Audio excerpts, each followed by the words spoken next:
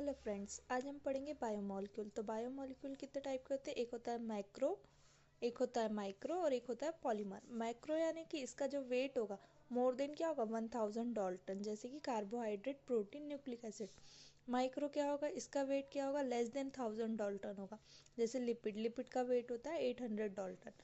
अब आते हैं पॉलीमर पे। पॉलीमर मतलब जैसे पॉली यानी मैनी, मर यानी यूनिट, मतलब रिपीटेशन ऑफ यूनिट होगा। ठीक है, अब हम बात करते हैं पॉलीमर की। तो पॉलीमर क्या होते हैं? दो टाइप्स के होते हैं, होमोपॉलीमर, हेट्रोपॉलीमर।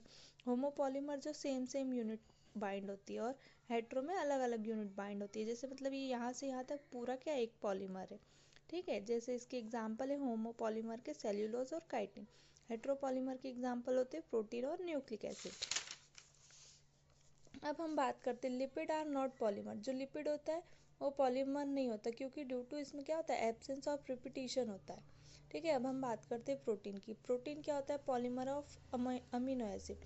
अमीनो मतलब NH2 ग्रुप, एसिड मतलब COOH ग्रुप। ठीक है, अब हम बात करते हैं, जैसे ये एक फॉर्मूला है, H2NC बाइंड्स विथ H, इधर का एसिड ग्रुप और इधर X वेरिएबल ग्रुप जोड़ा। ठीक है, तो ये क्या है? N टर्मिनल है और ये क्या है? C टर्मिनल है।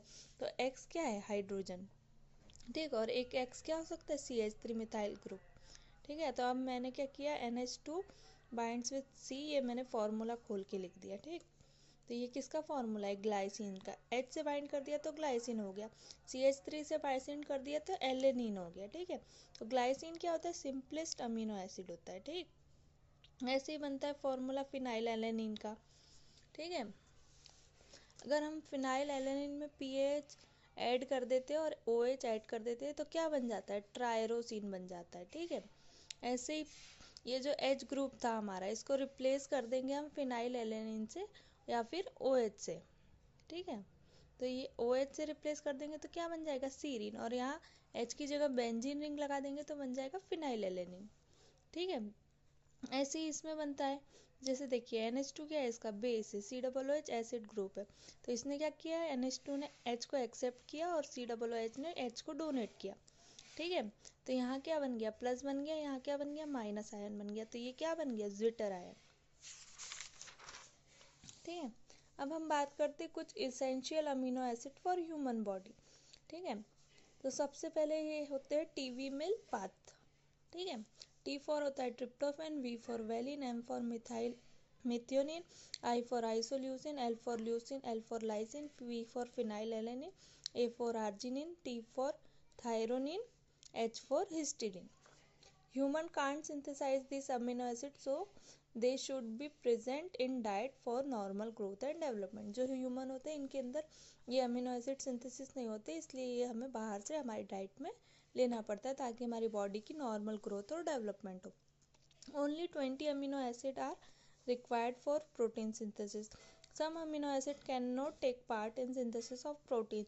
Example GABA. GABA amino butyric acid. It is a neurotransmitter. Okay. अब देखिए, some amino acid can synthesize another amino acid, these are called special amino acid. जैसे पैरालिन। ठीक है, ये क्या होता है? हाइड्रोक्सी प्रोलिन होता है। लाइसिन, लाइसिन क्या होता है? हाइड्रोक्सी लाइसिन होता है। ठीक है, अब हम बात करते हैं प्रोटीन में एक बॉन्ड होता है पेप्टाइड बॉन्ड। ठीक है, पेप्टाइड बॉन्ड होता है। तो देखिए ये एक फॉर्मूला है, ये एक फॉर्मूला है, तो यहाँ से मैंने क्या किया? H2O निकाला।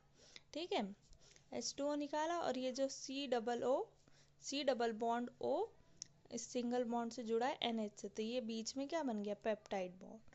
ठीक है, अब ये पूरी एक चेन है प्रोटीन की। ठीक है, तो ये पूरी चेन मिलके क्या बनाएगी? पॉलीपेप्टाइड। पॉलीपेप्टाइड मतलब मैनी पेप्टाइड बॉन्ड प्रेजेंट। ठीक है, अब ऐसे ही होता है hydrogen bond.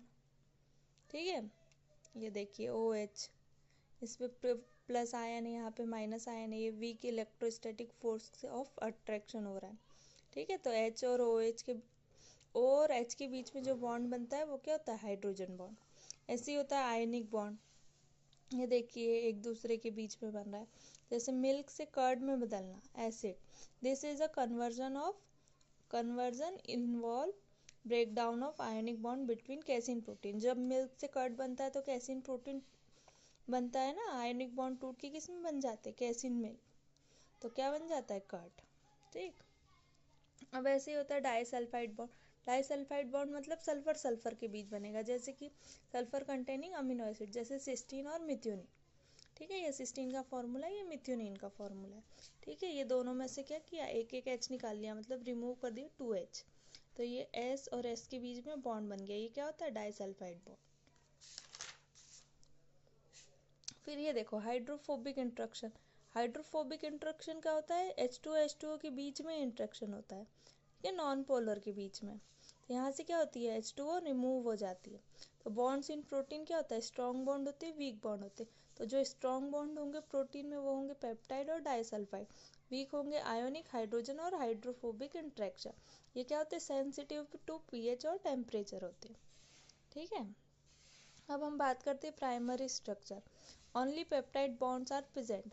Primary structure protein का जो होगा उसमें सिर्फ पेप्टाइड बॉन्ड होंगे, फ्रेशली प्रिपेयर्ड प्रोटीन होगा। ठीक है, अब बात करते हैं हम सेकेंडरी स्ट्रक्चर। सेकेंडरी स्ट्रक्चर में पेप्टाइड बॉन्ड के साथ क्या होगा, हाइड्रोजन बॉन्ड, जैसे इंट्रामोलिक्यूलर हाइड्रोजन बॉन्ड या इंटरमोलिक्यूलर हाइड्रोजन बॉन्ड। ये किस में होता है, between more than one polypeptide. ठीक है, ये एक से ज़्यादा पॉलीपेप्टाइड में होता है।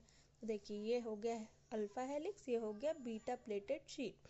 ओनली राइट हैंडेड कॉइलिंग्स और turnings are observe in protein. जो इंटरमोलिक्यूलर हाइड्रोजन बॉन्ड होगा इसमें क्या होगा, सिर्फ राइट हैंडेड कॉइलिंग्स होगी और टर्निंग्स होगी। ठीक है, अब ऐसे ही बात करते हैं टर्शरी स्ट्रक्चर होता है। 3 डायमेंशन फोल्डिंग होती है ऑफ सेकेंडरी स्ट्रक्चर और 3 dimensional folding of single polypeptide, peptide plus all type of bonds.